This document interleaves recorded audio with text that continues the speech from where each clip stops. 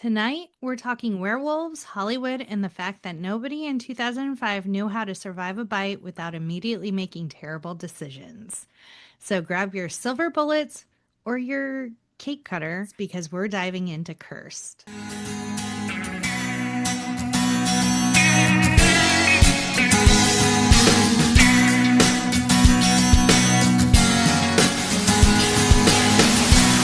Welcome to the No More Late Fees podcast. I'm Danielle.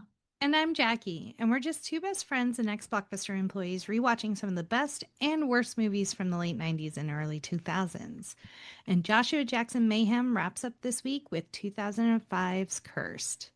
But before we dive in, let's get into some housekeeping. We were on the same page that time. Yes, we were. If you love the podcast and you want to support us, here's how you can.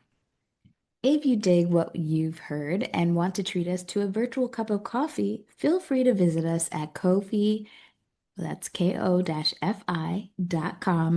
more late fees. Okay, Jackie, what is Cursed about? Oh.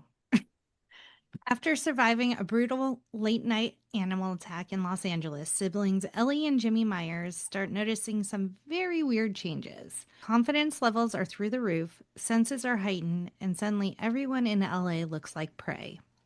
As they race to uncover who cursed them, they get pulled into a world of werewolves, celebrity drama, and peak 2005 energy. It stars Joshua Jackson, Christina Ricci, Jesse Eisenberg, Milo Ventimiglia, Melia. Okay. I don't know. Shannon Elizabeth, Maya, and Portia de Rossi. It was directed by Wes Craven, written by Kevin Williams, and you can currently watch it on Paramount Plus. Boo, tomatoes, tomatoes. Sorry. But before we start, let's get into our ratings rewind. So, you know the drill. Before we get into the movie, we'll reveal the rating our Y2K versions of ourselves would give, and then at the end, we'll see if our current selves agree with our initial rating. Our scale consists of would buy it again, The best would play on repeat, 5-day rental, would watch again, 2-day rental, okay, but nothing to write home about. and same-day rental. Trash, straight up trash. Okay, Jackie, what is your Y2K rating of Cursed? I have never seen this movie. Girl, me too, me too. The funny thing is, I have seen so many clips for so long that I was like, oh, okay, I know how this ends. I was wrong.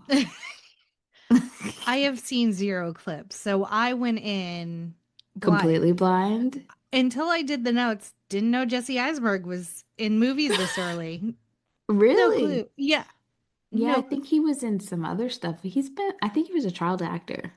I know his sister is the Pepsi girl. Oh, that's right, that's right. Yeah, this cast is stacked in a way that I can't quite describe. Well, But okay, but if you look at it on paper, right, you have a Kevin Williams as Wes Craven and Wes matchup again. Craven. Like, who wouldn't want to be attached to that? Right. And then they got into it and they didn't want to be attached. Like, to the point where a bunch of people dropped out after a while because there were so many rewrites. We'll get to it. Oh, I'm very intrigued. So here are some of my initial thoughts before we go in, because Okay. just like random thoughts I started having. One, why are there so many horrible people attached to this movie? Like, Yes. and I mean, like, they weren't horrible back then, but now over time we've discovered. So we have both the Weinsteins, obviously. Then Ashton Kutcher is mentioned a few times. Then you have Scott Baio. And I'm going to say Milo, as much as I loved him in certain things, I still side-eye him for dating Hayden Panettiere when she was like underage or very young.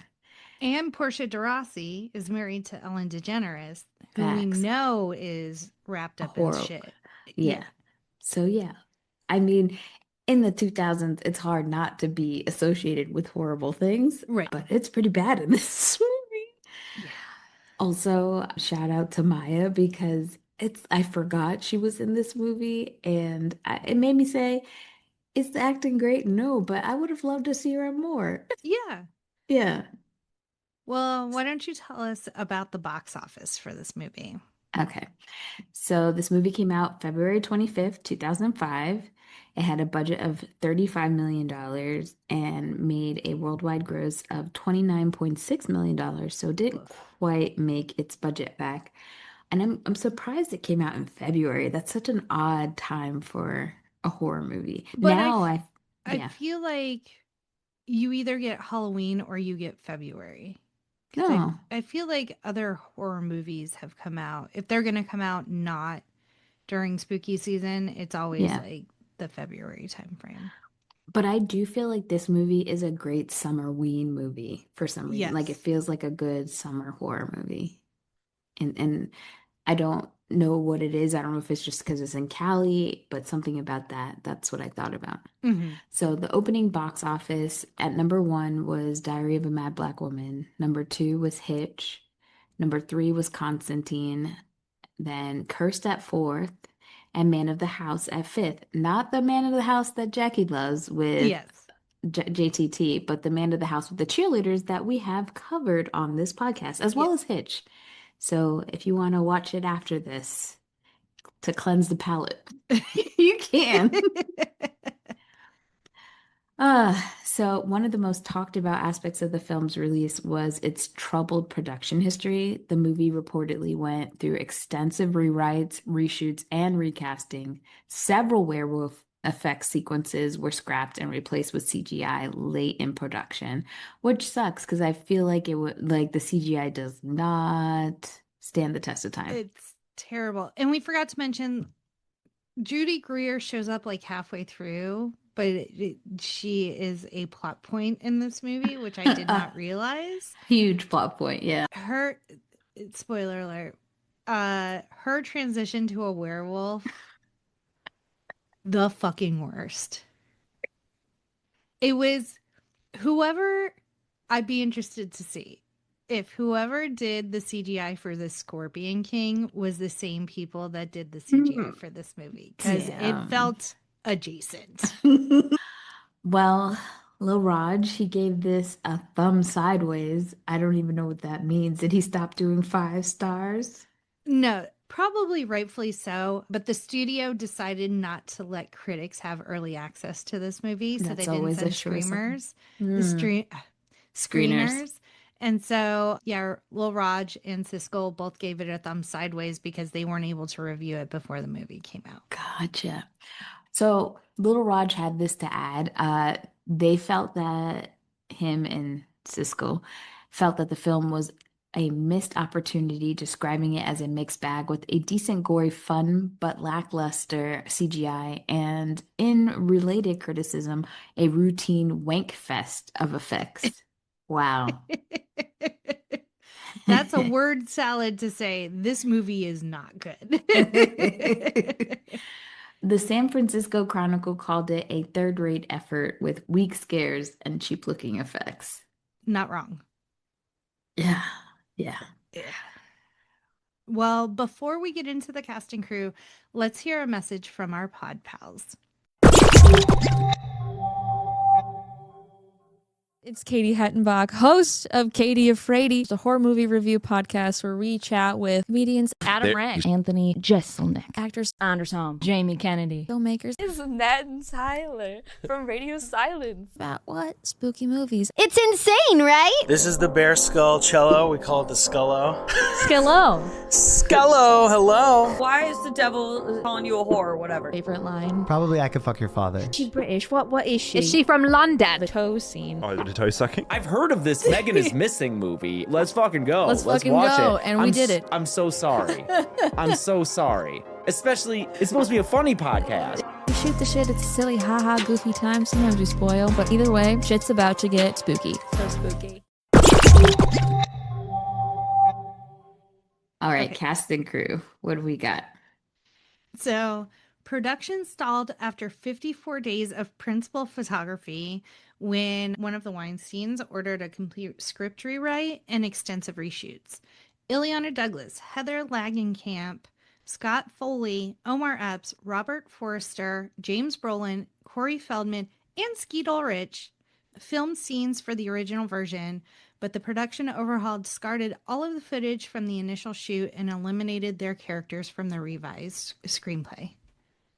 So you had a black man and he gone. That's all I saw. Yep. But like Heather Langenkamp, like horror royalty, Yeah. and you get rid of her? Yeah. That's crazy. Yeah, Wild. Yeah. That's probably So why they didn't make their money back. Their budget was like fucking blown on just essentially shooting a whole new movie. yeah, because now I'm like, what did these people do? What was the okay? And obviously, this film was directed by Wes Craven and written by Kevin Williamson, making their first collaboration since it has to be the second Scream movie. Because didn't he write the second one, Kevin Williamson, or no? I know he didn't write the third. I think he wrote the second one. Okay. And then after this, they came together one more time, I believe, for Scream 4. Because like I said, Kevin Williamson did not come back for Scream 3. Let me double check. Yes, he did write Scream 2. Yeah. Welp, let's get into this movie, I guess. I love Christina Ricci so much, but my God, to see her play weak is weird to me because she Yes. just never, even when she's more docile, like in Sleepy Hollow, this was just not given. It was so horrendously. I wonder if by this point she was just exhausted and wanted to get it over with. I don't know. I don't know if it, Because that Wes. Christina spark, that energy was not there in this movie. No. And I think it is how the character's written. Because if I look at Wes Craven is an amazing director and Christina Ricci is an amazing actress. I have to, Yeah. I will say that I thought Joshua Jackson was good though. Yeah. He was So- definitely the best. Judy And I thought- Greer just plays bitchy Judy well. Greer. Yeah. She's just Judy Greer. Like Yeah. honestly, when I look at it, like as much as we love her, Mhm. she is literally doing the same thing. And that's okay. We love that for her. Sure. But yeah, she was still a lot of fun. I was surprised by Michael Rosenbaum being in this movie, and I think that he must have been filming Smallville at this point because you can't tell me that hair on his head is his hair and not a wig. I had the same thought. I was like, oh, who gave you that rug? Yeah, it's pretty bad. And I feel like he was also wasted because he's pretty funny.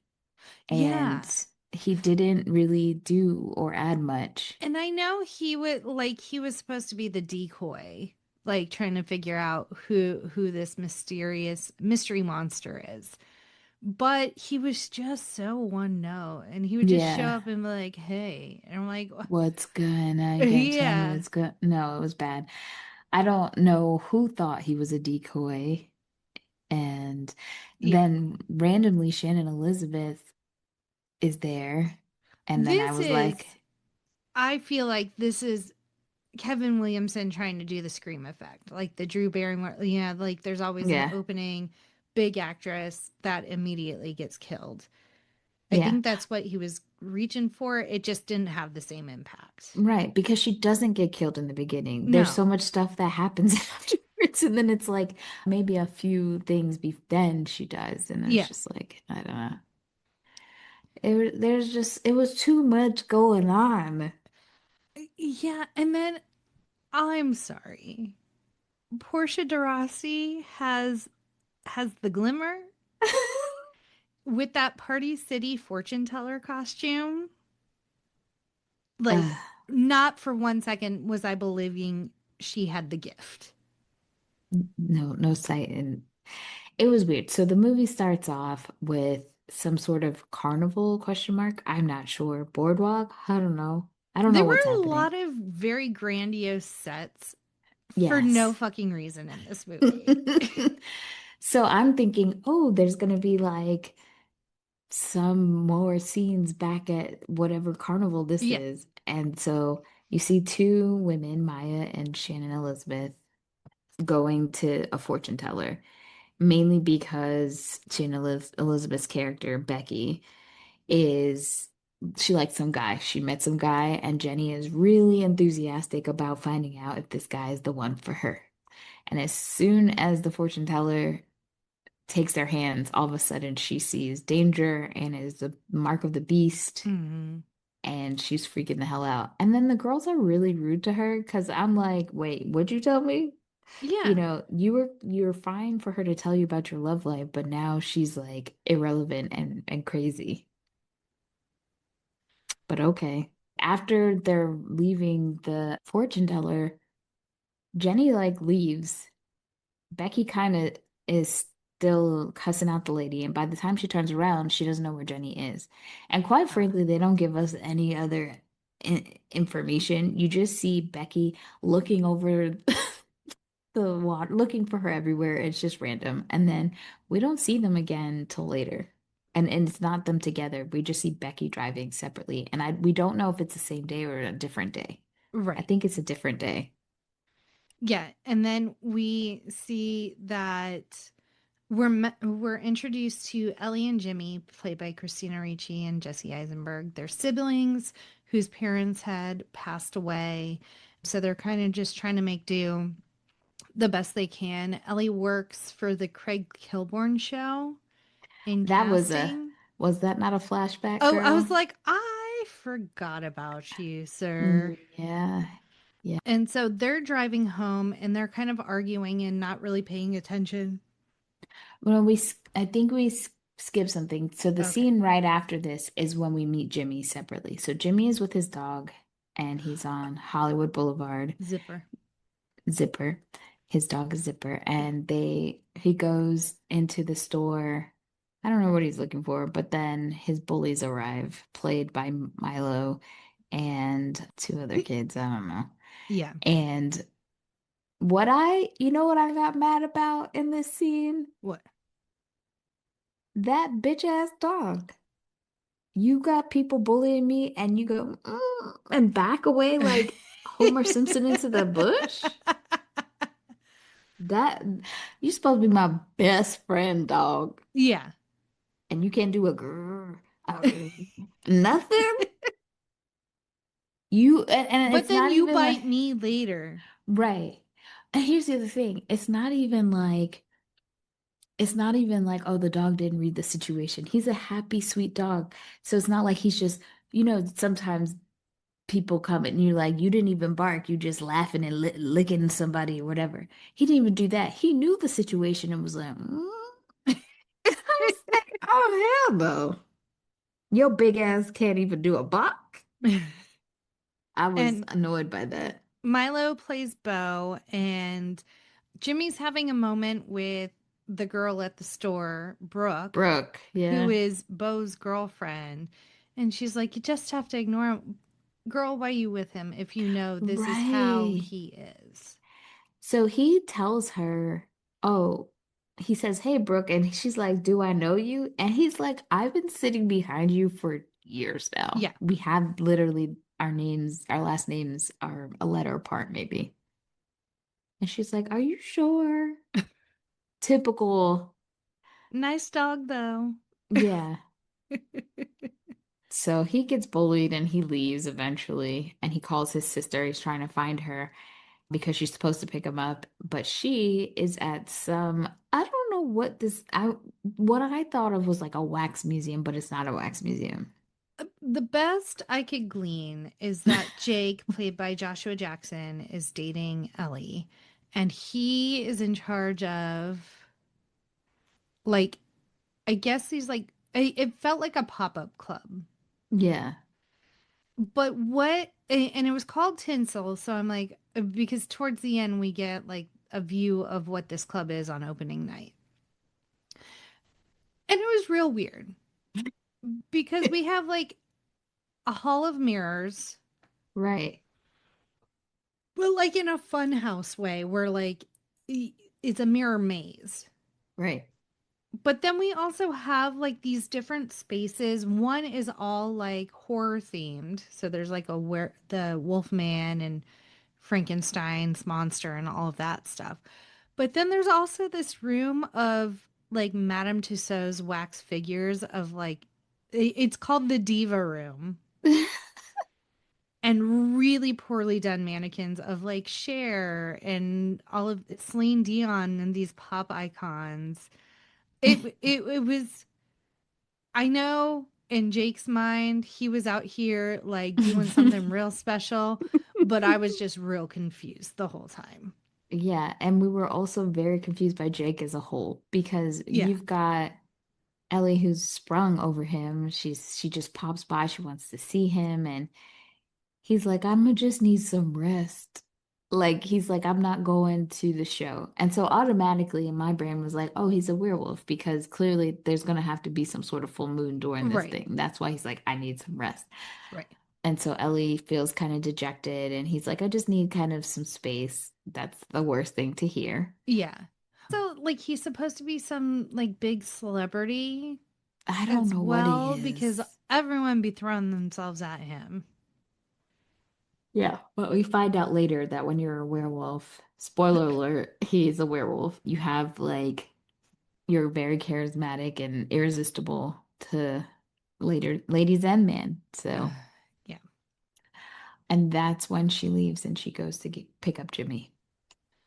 And now they're driving home. Not Jimmy, sorry. What's the brother's name? Jimmy. Oh, my bad. So You what's got the it right boyfriend's? this time. Oh, but what's Jake. the boy? Okay. Yeah.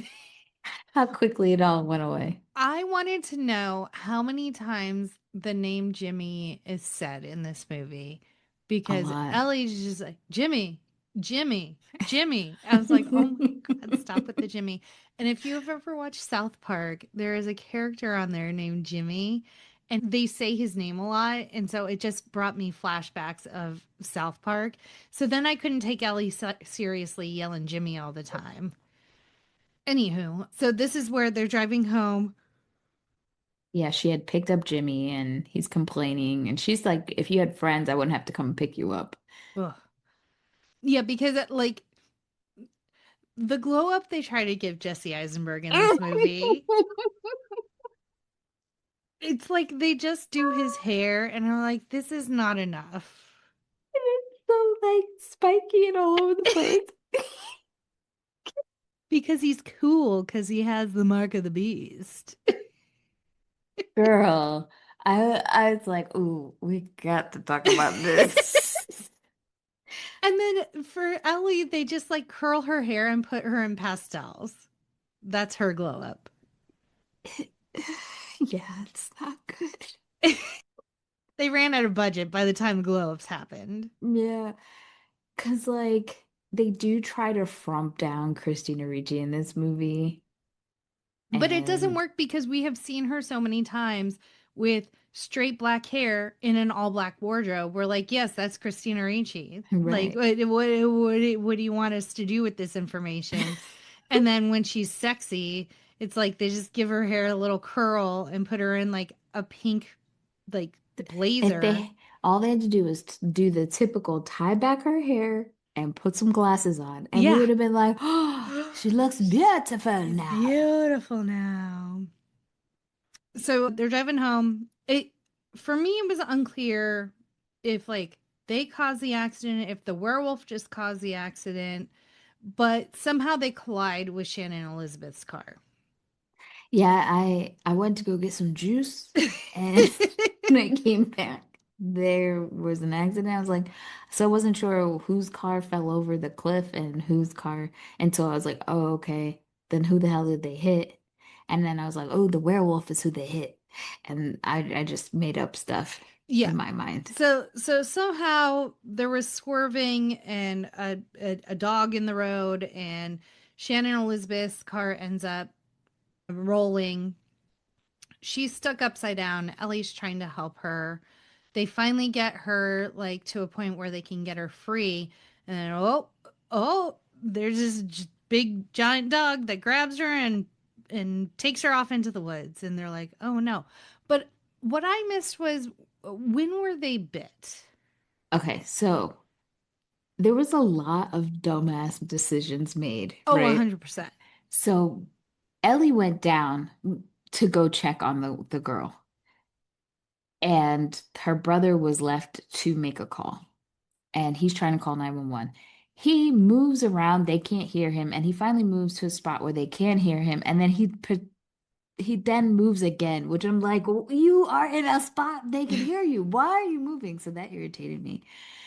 She goes down there to help the girl, and she's trying to unhook her. Becky is losing her shit, as she should be. Her car just got flung over a cliff. Like I I'm not even mad at her.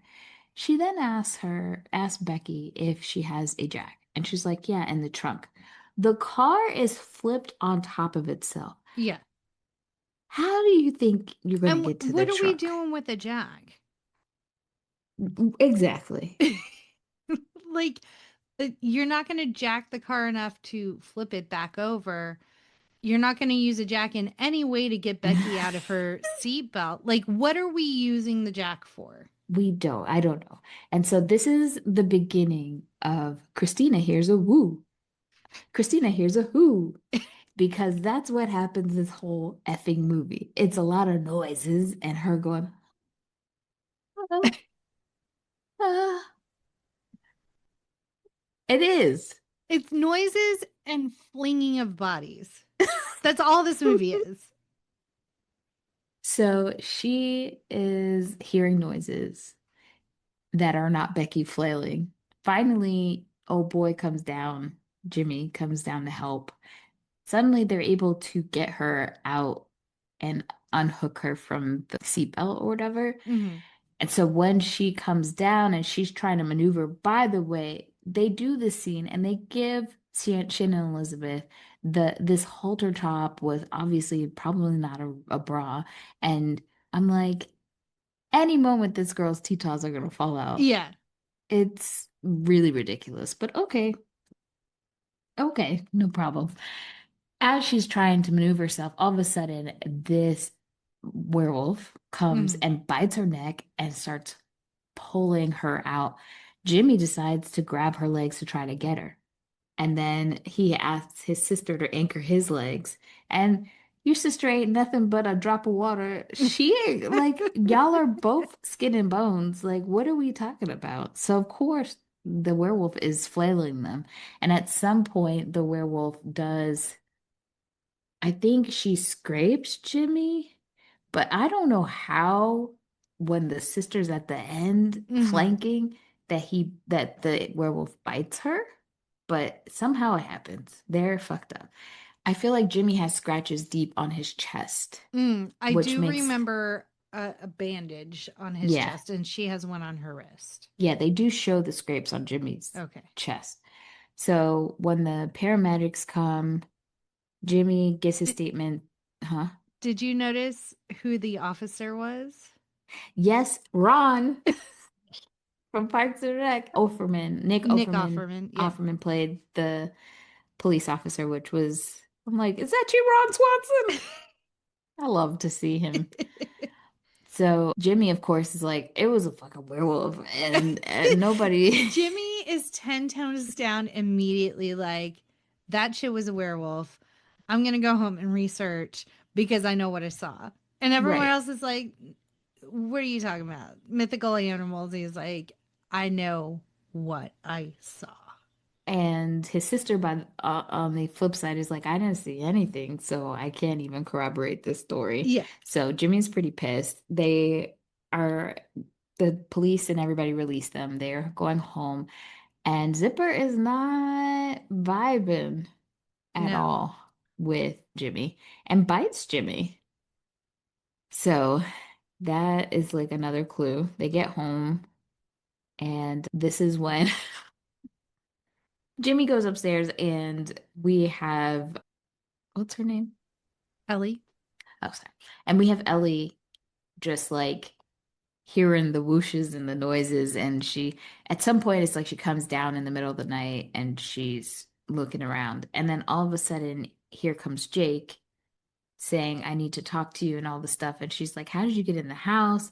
And of course, we find out it's a dream. She's dreaming Yeah. all of this. So, and when in the morning when they wake up, Jimmy is in he's butt naked in the bushes at the bottom of the house. I was like, oh, I didn't need to see None of Jesse that. Eisenberg Heine. Ugh. So he now believes that he's a werewolf, but his sister is not. She's ignoring that shit. I love how he tries to bring it up to her after he does all his research. And she's like, see this picture frame right here? I bought it at Tiffany's and it is sterling silver. Could I hold it if I were a werewolf? I was like, hold on.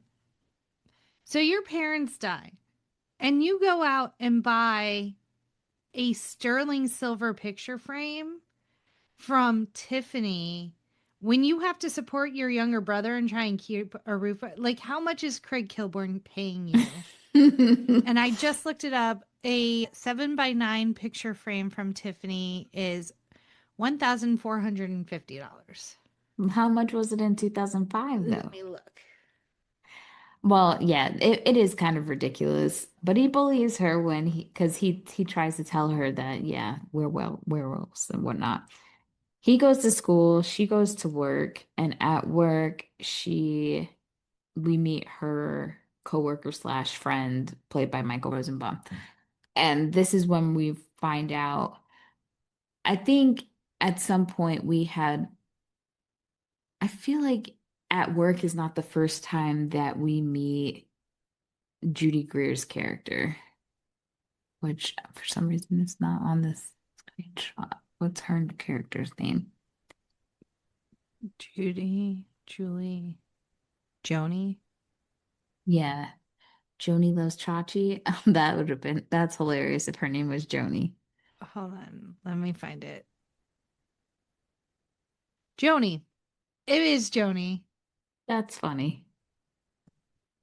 So Joni is played by Judy Greer. She is a publicist. And so she shows up at the show because clearly she's trying to get her actors, whoever she represents, on the Craig Kilborn late night show. And everybody's like, oh God, she's a nightmare. She's annoying or whatever. But she also brings up Jake and how, everybody's been there, done that with Jake to kind of make Ellie insecure, Yeah. essentially. That frame would have been $850 in 2005. Still a pretty penny. Yeah. And at this point, Ellie is sniffing around the office because she smells something really good. And it turns out it's her coworker, played by Michelle Krisiak, who I love from the movie Saving Face. She finds her with a bloody nose. Like, first of all, if you have a bloody nose, why would you be in the kitchen? I think that's kind of gross. Why wouldn't you go to the bathroom? But whatever. And instead of being like alarmed that I could smell blood from a mile away, she just keeps trucking that Ellie. She is in great denial. She has to grind to take care of her brother. So no time for werewolf tendencies. But Jimmy, on the other hand, he's now like at PE. Bo is on the wrestling team and like mouthing off. And Jimmy's like, bet. And Bo's like, well, come out here and wrestle me. Let's do this. Blah, blah, blah. And Jimmy is doing like fucking pile drivers. And the coach is just like, oh, damn. I was like, I don't think those are like legally sanctioned. Like someone is going to end up paralyzed with the shit Jimmy is doing to these people. It's like, I don't know a lot about wrestling, but I thought that stuff is WWE wrestling. That's what it was giving. Yeah. But Jimmy is just like, let's do this. With and then his new spiky hair. But Bo has taken notice. Yes. Bo has found it erotic. Yeah. Because Bo keeps calling him derogatory names, but Mhm. and then also calls him gay in a derogatory manner, and just it's like constantly harping on that. Yeah. And so in this fight scene, that's when Jimmy's like, you're real obsessed with gay, calling people gay, and I feel like you're just suppressing you're projecting your own feelings. And so that hit a chord that we find out later. Along with with Jimmy's new pheromones. yes, his new pheromones. So Ellie, I don't know where Ellie is at this point, but I know Jimmy is at home at some point. About to eat just a raw steak. Yeah. His dog is not was like hiding in a corner, but Yeah. watching him with that steak. He's also there's a lot of the storytelling is pushed forward by people seeing clips on the news about the animal attacks. Yeah. Which is odd because there's a party. Joni tells Ellie she has to go to this wild animal costume party. I don't know what it is, but people are dressed in costumes, including Maya, who's dressed like a cat or a tiger or something. I don't know, leopard, Yeah. something. Something. And then she sees Jimmy because I think this is it at his club? I don't know where Maybe this is at. another club. Unclear. It is unclear. And Jimmy's acting weird again. And at this point, she sees all these people, all these girls like fawning all over, not Jimmy, sorry, Jake. Jake is acting weird, and she sees so many people, like these women, all over him. Joni has popped up as she's talking to Jake, and she's kind of insinuates yet again that Jake is out there philandering. Yeah. She leaves Jake to go meet the horrible Scott Baio playing himself in this movie. Ugh. And so she's also watching from afar, and Scott Baio is hitting on her, which it's crazy because it's so on point to who he is in real life. Yeah.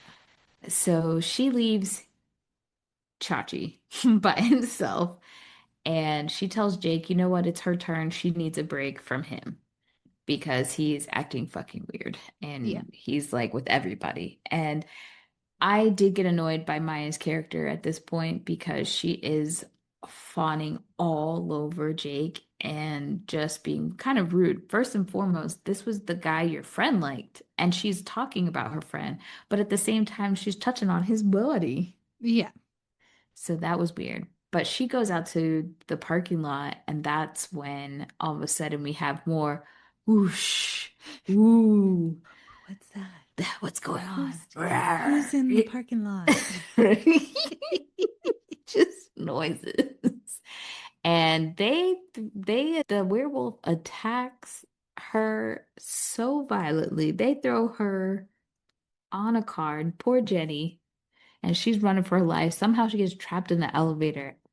She does smart things when she tries to like climb up, but that point where she tries to stick her head out, and it gave me Scream 1 vibes with Rose McGowan trying to crawl out of the garage door.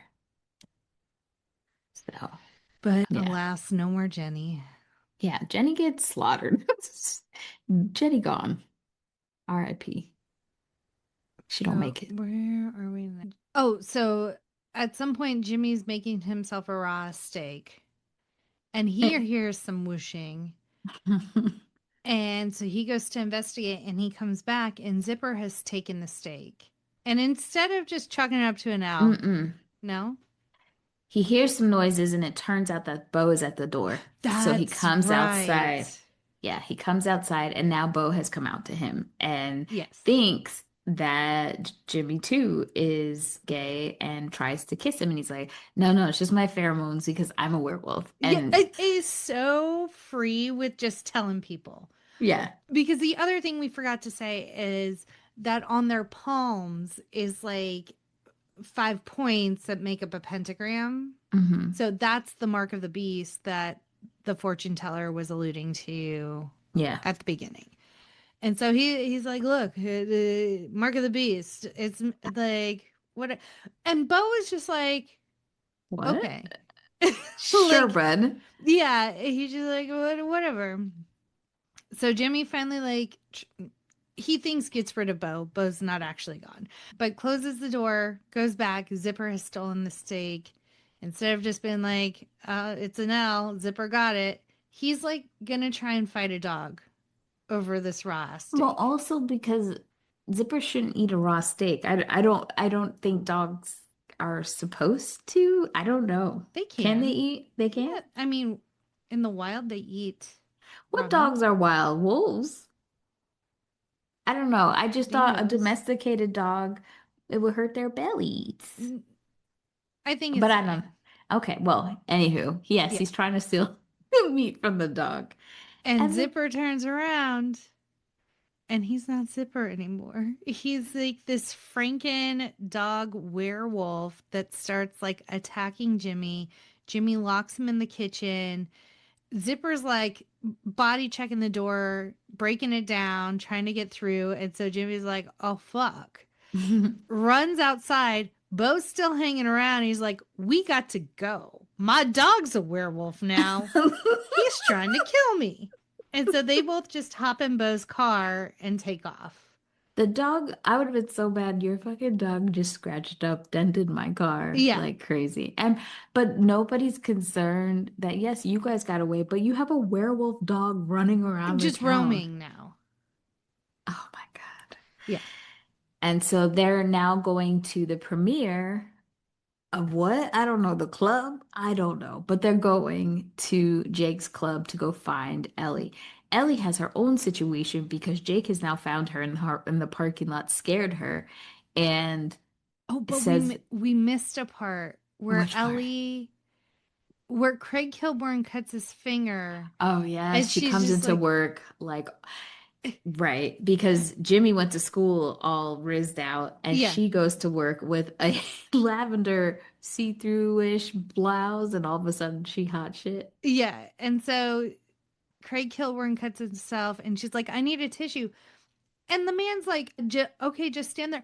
She asked for a tissue. She's waiting for someone to get it. Calm down, Craig Kilborn. But then because he's pressuring her, she just sucks on his finger? Question mark. And I think Craig liked it. A lot. He did a double take. And there was another girl on set just like, okay. And then she starts, I want to say, having period cramps because, girl, what you doing in the bathroom? Oh, What's it's happening? because she was like doing it, like her body She's- was reacting to the blood and like trying to transition. Ah. So she goes in, locks her, like she washes her face, but then she sees her face start to change or like her pupils start changing colors. And so she goes to try and lock herself in a stall, but here comes her pal checking on her, which is nice. But how many times does she have to say, leave me alone, don't open this door? And then she crushes a metal door with her fingertips, and you're still going to go in? Yeah, I was annoyed. So I'm just glad she didn't get hurt. Yeah. So the friend spins her around and you see her face doing all sorts of wobbliness because it's trying to transition because of the Craig Kilborn's finger blood. And so that's when she gets really upset and she goes to try and find Jimmy. Does she go to talk to? It's all very confusing. She's just trying to find Jimmy. Maybe she goes home and Jimmy's not home. I don't know how she assumes that Jimmy's But she at the club. she changes. Yeah. And her clothes at some point. And that's when she sees Jake. And Jake breaks the window. He's trying to tell her he needs to talk to her. And when he Right. like bangs on the window, she could see the mark of the beast on his hand. So she So knows. she knows. He says he's born with it. Yeah, and she calls him out on it. He's like, I'm born with it. I can like teach you how to control it. But we have to find, like, I didn't do this to you. We have to find the werewolf that did. I'm trying to figure out who it is. It just needs a scene with him with his hand against the window, and it just says, maybe he's born with it. Wolverine. But So, he scares her, so she's out. yeah. Well, he takes the keys out of the ignition and is Yeah. like, "You're going to listen to me." And she's like, "Not until you give me my keys back." And then she like, She puts it between her fingers yeah, and stabs him, and then she leaves. And at this point, Jimmy is calling her phone using Bo's phone to say, "Hey, I'm at the premiere." yeah, And she says, "Stay away from Jake." yes, And Jake gets to the premiere pretty fast because he's trying to talk to Jimmy to try to find out where Ellie is. yeah. And Ellie gets there. My favorite part of this whole scene is that randomly the people coming through, Lance Bass just walks. There he is. So now it's just like this chase scene. Michael Rosenbaum shows up. Like, have you seen Craig Kilborn? He asked like 5 times if she's seen Craig Kilborn. We get through the Hall of Mirrors. She finds Jimmy, but now they're like in this mirror maze. And then a werewolf shows up, starts chasing them. Everyone's like fleeing the. Jimmy goes to a police officer or a security guard and Yeah. says, "No, it's actually Ellie." And she's like, "You've got to get everybody out of here." And he goes, "Why?" And then, boom, here comes the werewolf. And he's like, "What the hell?" And then you just see him flung like a baby doll Yes. across the room. There's a lot of body flinging. They I get laughed. everyone out and do like the roll down cage, like at the mall. Barely made it under that cage. She did. Well, because she's like, she got out, but she's like, Jimmy, Jimmy, Jimmy. And then at the last minute, she rolls back under to go back inside to find Jimmy. Bo has been knocked out by the werewolf, cast Yeah. aside. Yeah. Michael Rosenbaum is still in there. And so Jimmy comes around. They're talking to Michael Rosenbaum. And they're like, show us your palms. Like, that's how you prove to us you were not a werewolf. And he just shows one palm. And she's like, the other, please. And he's like, we don't have time for this. And then he just gets yeeted up by his head.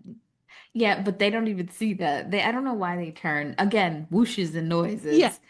They get stuck in the Hall of Mirrors at one point because Jake is trying to talk to Ellie. This was before all this stuff happened. And finally, it's revealed that the werewolf is actually Judy Greer. Joni. Joni, yeah. And she wants Jake to herself, that she's been getting rid of Jake, the competition for Jake. And Jake had no idea this was happening. And my crack up so many times. So they're like fighting. Ellie is weak to every step of the way. Like, girl, you got the mark of the beast. Why aren't you like? Because she hasn't fully changed yet, but she should have some strength, and she shows it a little bit, but it's bad. Because, I mean, Jimmy's doing pile drivers, and girl, you can't even just like pick up a sword. Like, what's going on? It's so ridiculous. And then when the Popo comes, when Joni, as in her werewolf form, because we do see that transformation, and it is horrifically horrible Well, CGI. and her whole thing is she had hooked up with Jake. Yes. And she got a little rough and tumble. And so she got some of that blood. And so it changed her. But I think Jake didn't know that happened to her. He didn't know. And so now her goal is to just eradicate any competition. Yeah. So that she and Jake could be together forever. And I feel like this entire movie is an allegory for STDs. Yes. Dicks with you. It does. So when she's in her like form and the cops come, they're finally like looking for the animal, right? I love how in her state she goes, shit. Like they're gonna catch her. She does it twice, and I was crying. Like this is like they had to have the intention that this movie was gonna be campy and just funny. Yeah, it had to be. It could not have been serious because nothing about this movie was ever scary. Yeah. Not a damn, like I said, it was whooshes, not scary, and then just people being flung about. There was never a sense of like, even when they were being chased by the werewolf, I'm like, okay. Yeah, there was no heightened sense of urgency. Because we're not emotionally invested in these characters at all. We don't care. But I have to ask our listeners, comment and let us know if you saw this back in the 2000s and you were actually scared, and it's just because over time we're watching it with fresh eyes that it's not scary. Because I would love to know. Oh boy. So the cops shoot Joni, and so you think she's dead. She does that same scream thing where the killer gets up and they shoot her again. So then Ellie and Jimmy and Bo, they leave. They go home. Mhm. But then we see what they don't see is that Joni is gone. She escapes because one of the guys comes back and he's like, she's huge. It's huge. And she's actually, I don't know if she escapes. She's just naked. Like you see her human Yeah. body. So that happens. And so then we go back to the house and more whooshes and sounds and shit. And then we find out that Jake is in the house because they have no electricity. The dog has fucked up the house. They're trying to get things back in order. And the thing she does after coming home from like this very traumatic night is she's like, I got to sweep up the kitchen. Well, some people would handle trauma that way. My mother would. You don't think after that I wouldn't be sweeping? I'd be like, I'm going to lay down. I gotta clean this kitchen, girl. I I'd be can't like, sleep. I'm not staying in this house. I'm gonna go get a hotel where no one knows where I am, and I'm sleeping. But yeah, she's cleaning, and Jimmy is downstairs in the basement trying to get the lights on, and then Jake comes in, and now we realize that Jake is actually the villain. He wants him and Ellie to be together. He wants to have her as his life partner, but fuck Jimmy. He doesn't need, there's only one alpha male. Right. So he's like willing to kill her brother. You think the girl's gonna come your way? Oh, not a good selling point, sir. Yeah. Sorry. And he's like, we can make this work. And so she's kind of having to fight him. I think he does a great job as a villain. I don't love when men are like actually trying to choke and beat women in movies. It's not a hot vibe for me. Yeah. So I had to look away a few times. So she eventually finds, I guess, her parents' anniversary cake cutter that's made of sterling silver. Jimmy learns that he could climb walls like Spider-Man. There's a lot of Spider-Man references, I feel like, in his character. I was confused. I'm like, okay, is this something werewolves usually have the ability to do? I don't know. But they're able to do a 1-2 punch and actually kill Jake. And he burns up in flames and dies. And they watch from the kitchen and they feel themselves returning to normal because the whole thing is like you have to kill the main werewolf. where you go. I think if they had killed Judy Greer's character, they would have been fine because that's where their lines stem from. I'm not sure, but they're fine after Jake dies. And then here comes Bo and Brooke. Brooke found the dog wandering the streets, but he's fine now. And they are in like with each other. And he's like, how did you know to come find me? And he's like, Bo brought me. And Bo his coming out was a speed run. Like, yeah. Then Bo's just like, we're best friends now. Here, have my ex-girlfriend now that you know I'm gay. I kind of shipped Bo and Jimmy. I'll be honest. Me too. I kind of was like, I wish Jimmy was gay because this would have been a really sweet meet cute. It was, yeah. In my mind, Brooke was never there. It was always Bo and Jimmy. Yeah. Yeah, so Ellie stands behind and she's like, I'll be fine. I'll be cleaning and go have fun, you kids. And that's cursed. That's cursed. Oh boy. Yeah. Like we said, production on the movie lasted for more than 2 years due to extensive rewrites, reshoots, and cast changes, including more than 90 pages of the original script, which was reportedly rewritten during production. That's the whole script. Yeah, that's crazy. Yeah. In 2014, Judy Greer spoke on the film in an interview, and she stated that, I don't know why that movie got so fucked up. I don't understand it. I thought the script was fine. Honest to God, I didn't get the big deal. I don't know who kept making them fuck with it. She goes on to say, then we shot the movie for like 7 years. I think they said we had 4 movies worth of footage. It was so fun, but so weird. I don't get it. I couldn't figure it out.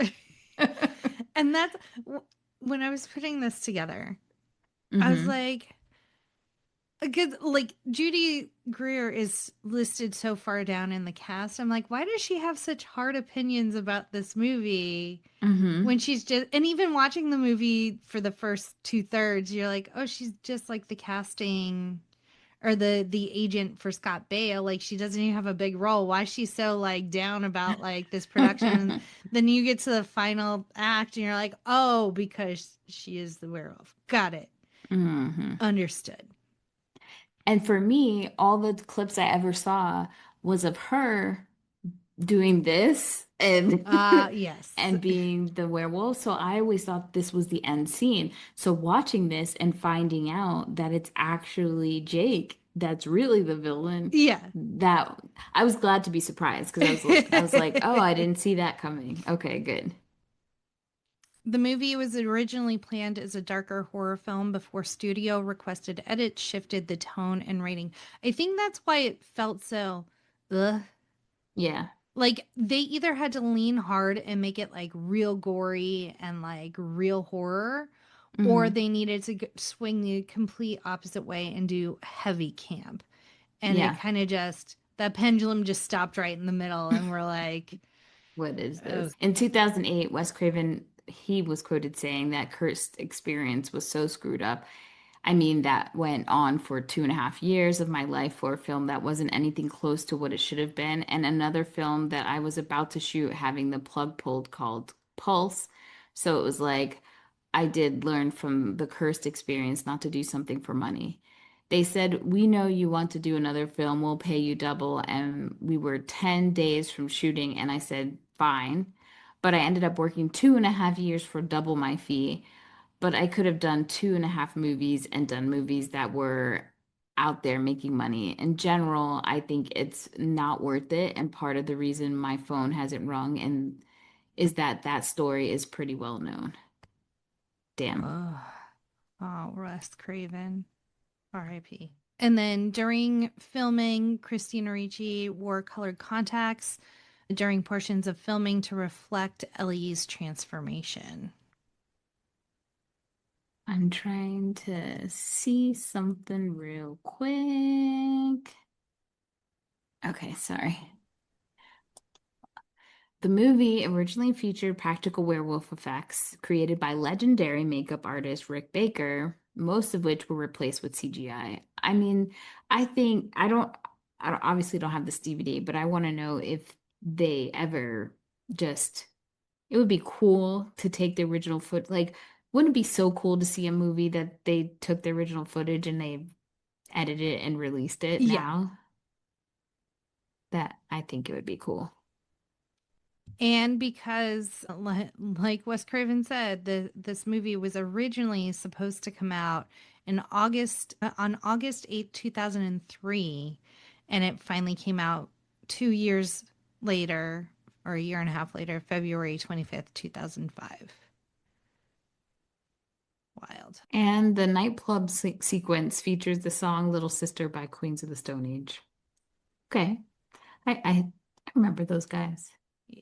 One thing that I thought was kind of cool was that obviously Kevin Williamson was the creator writer of Dawson's Creek, and this is the second film that he collaborated with or had one of the people from Dawson's Creek star in. The first one was Teaching Mrs. Tingle with Katie Holmes, and then he did this one with Joshua Jackson, which made me curious if he did any other movies with the other cast members, but I don't think so. Not Which that I is can remember. interesting because what I was reading about the original script and original shooting was that Skeet Ulrich was the love interest and the werewolf. Oh, And then because of all the rewrites and production shit, he left the project. And that's when Joshua Jackson stepped in.